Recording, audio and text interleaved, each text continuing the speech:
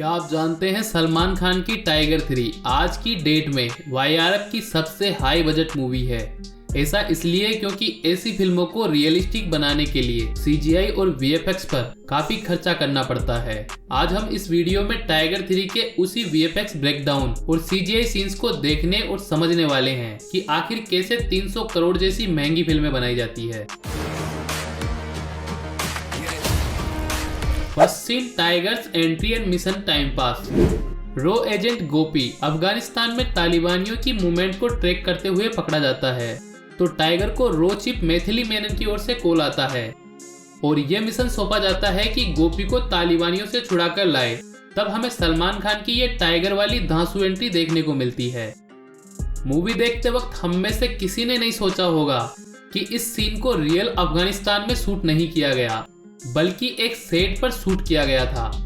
जी हाँ, पूरे action sequence को मुंबई के यशराज स्टूडियो में शूट किया गया था।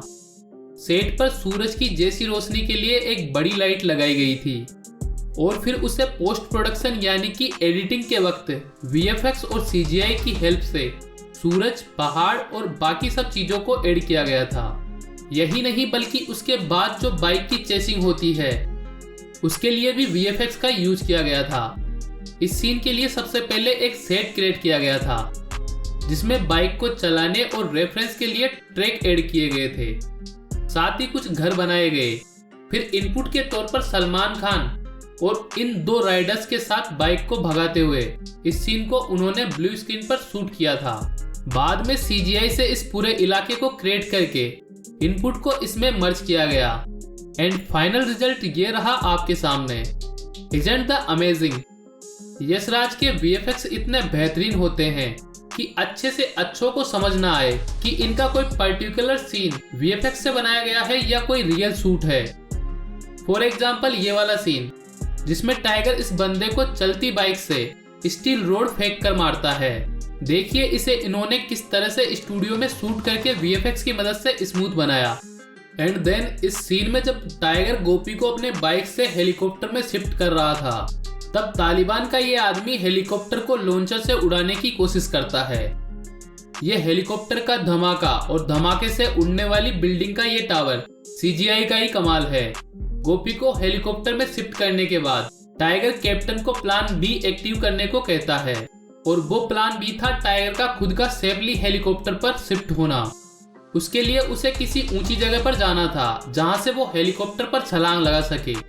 ऊपर चढ़ने के लिए टाइगर इस लकड़ी के ब्रिज की हेल्प लेता है। आपको बता दें कि यहाँ पर शूट हुआ पूरा पोर्शन वीएफएक्स से ही बना हुआ है और कमाल की बात यह है कि यहाँ कहीं भी हमें स्टंट डबल दिखाई नहीं दे रहा।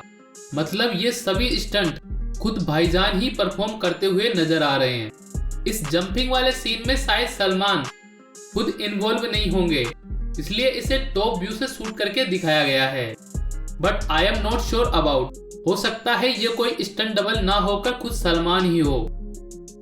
Second scene, stealing a briefcase from tower basement. Atish Rahman के कहने पर और अपने बेटे जूनियर को बचाने के लिए टाइगर और उसकी टीम एक स्पेशल ब्रीफकेस चुराने टर्की जाते हैं।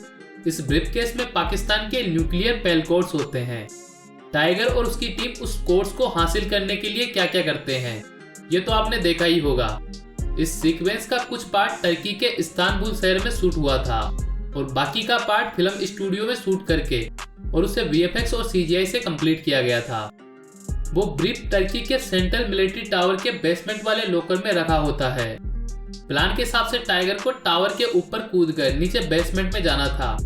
टाइगर इस कंस्ट्रक्शन क्रेन के ऊपर से उस टावर के ऊपर जंप करता है। इस सीन में ये टावर और क्रेन को सीजीआई से बनाया गया था।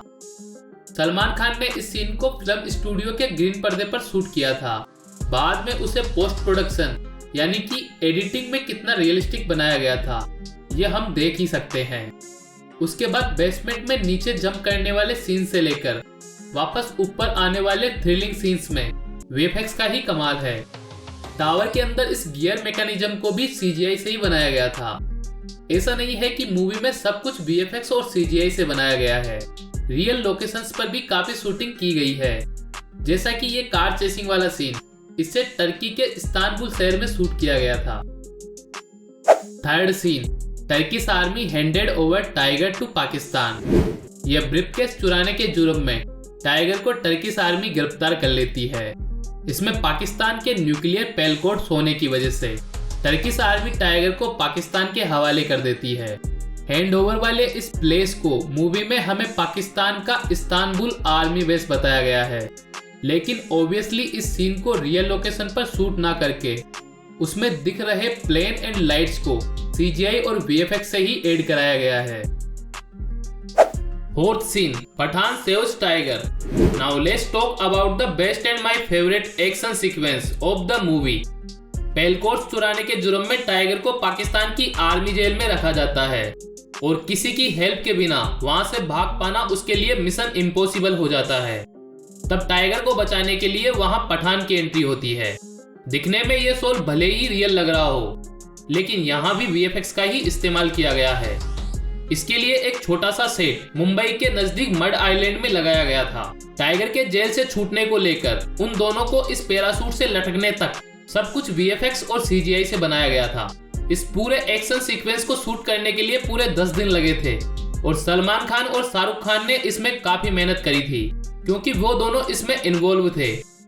ये सीन देखिए, जब टाइगर और पठान दोनों इस मटेरियल रोप वे पर चढ़ रहे थे, तब इस सीन को कुछ इस तरह से ब्लू स्क्रीन पर शूट किया गया था। उस वक्त साइड में ये बड़ा सा ब्लोअर फैन लगाया गया था ताकि उनके कपड़े और बाल नेचुरली उड़ते रहे। शोले इंस्पायर्ड ब्रिज को बाइक से क्रॉस करने वाले इस सीन को मड आइलैंड पर ही शूट किया गया था और बाकी ब्रिज और पहाड़ों को VFX और CGI से ऐड किया गया था। उसके बाद करण अर्जुन के रेफरेंस वाले इस भाग टाइगर भाग वाले सीन को भी शूट किया गया था। And then Tiger and Pathaan bridge की दूसरी ओर आते हैं। इस पूरे एक्शन सीक्वेंस में दिखाए गए हेलीकॉप्टर, ब्रिज, पहाड़, बॉम्ब से होने वाले धमाके, उससे लगी हुई आग और यहाँ तक कि कुछ जगह में आर्मी कमांडर्स भी VFX और CGI से ही बनाए गए थे। सलमान खान का ये वाला सीन जो कि टीजर और ट्रेलर में दिखाया गया था, तब मुझे लगा था कि ये सीन सीरियसली सलमान के बॉडी डबल ने परफॉर्म किया होगा, लेकिन जब इस VFX ब्रेकडाउन को देखा तब पता चला कि इस तूफानी शॉट के पीछे भाईजान की खुद की परफॉर्मेंस है।